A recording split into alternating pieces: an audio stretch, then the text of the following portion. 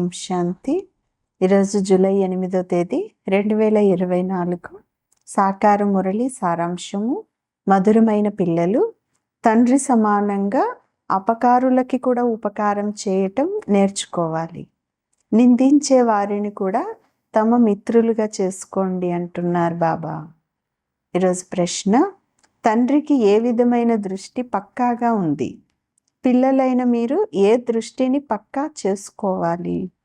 సమాధానం: సర్వ ఆత్మలు నా పిల్లలు అనేటటువంటి దృష్టి తండ్రికి పక్కాగా ఉంది. కాబట్టి పిల్లలు పిల్లలు అని సంబోధిస్తూ ఉంటారు. మీరెప్పుడూ ఎవరిని కూడా పిల్లలు పిల్లలు అని సంబోధించలేరు. ఈ ఆత్మ నా సోదరుడు అనేటటువంటి దృష్టి మీకు దృఢంగా ఉండాలి. సోదరుణ్ణి చూడటం, సోదరుడితో మాట్లాడటం, దీని ద్వారా ఆత్మిక ప్రేమ అనేది ఉంటుంది. వికారి ఆలోచనలు సమాప్తి అయిపోతాయి. నిందించేవారు కూడా మిత్రులుగా అయిపోతారు అంటున్నారు బాబా. మంచిది. మధురాతి మధురమైన అపురూపమైన పిల్లలకు తల్లి, తండ్రి, బాప్దాదాల యొక్క ప్రియ స్మృతులు మరియు గుడ్ మార్నింగ్. ఆత్మిక తండ్రి, ఆత్మిక పిల్లలకు నమస్తే.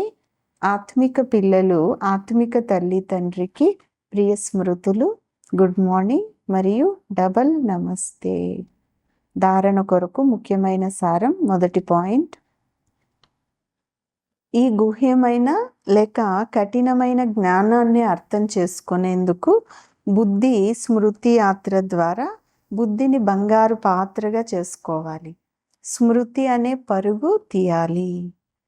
రెండవ పాయింట్: తండ్రి ఇచ్చే సూచనలపైన నడుచుకొని చదువును శ్రద్ధగా చదువుకొని తమపైన తామే దయ లేక ఆశీర్వాదాలను చూపుకోవాలి. తమకు తామే రాజ్య తిలకాన్ని దిద్దుకోవాలి.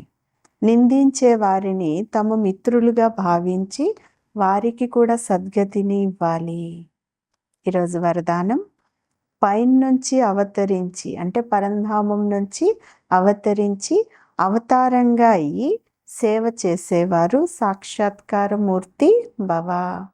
వరదానం యొక్క వివరణ: ఎలాగైతే తండ్రి సేవ కొరకు వతనం నుండి కిందికి వస్తారో అలా నేను కూడా సేవ చేసేందుకు వతనం నుండి వచ్చాననేది అనుభవం చేసి సేవ చేస్తే సదా న్యారాగా తండ్రి సమానంగా విశ్వానికి ప్రియంగా అవుతారు.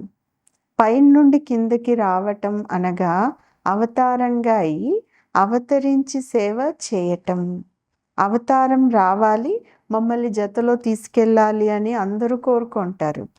ఇప్పుడు మీరు సత్యమైన అవతారాలు.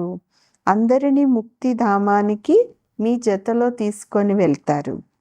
ఎప్పుడైతే అవతారము అనేది స్వయాన్ని భావించి సేవ చేస్తారో అప్పుడు సాక్షాత్కార మూర్తులుగా అవుతారు.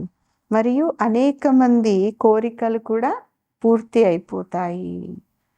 స్లోగన్: మీకు ఎవరైనా మంచిది ఇచ్చినా చెడ్డది ఇచ్చినా మీరు అందరికీ కూడా స్నేహం ఇవ్వండి, సహయోగం ఇవ్వండి, దయ చూపించండి అంటున్నారు బాబా. మంచిది. ఓం శాంతి.